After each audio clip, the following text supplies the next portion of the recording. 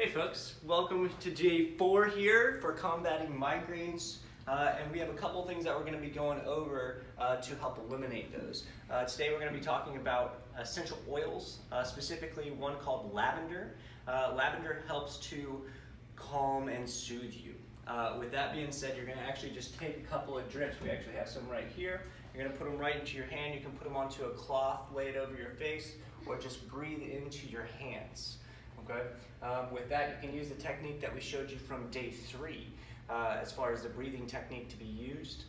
But with that being said, all you need to do is breathe it in. The other thing that we want to do is look at the base of the skull.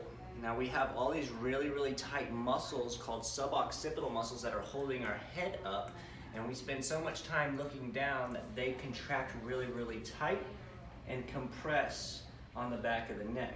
Now what we want to do is, I'm just showing you guys where these muscles are located, but basically what we're going to do is find the base of the skull, the occiput, and you're going to be putting a little bit of pressure on there, but you're actually going to have them doing this when they're on their back. So go ahead and flip over on your back for me. And this is called flossing. And essentially what we're going to be looking at is, as he shifts his feet up and down, it moves these muscle groups here at the base of the skull, and you just put a little bit of pressure as he moves his fingers, or his toes rather, up and down.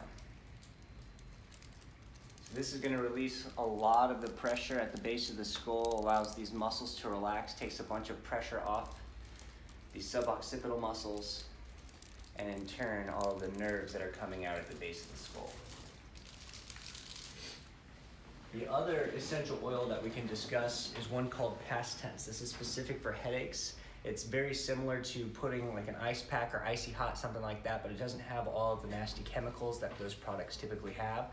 And past tense is a great option. And they don't necessarily have to be like doTERRA or any specific type of essential oil, but make sure you're looking at which ones are best and which ones are using the best ingredients.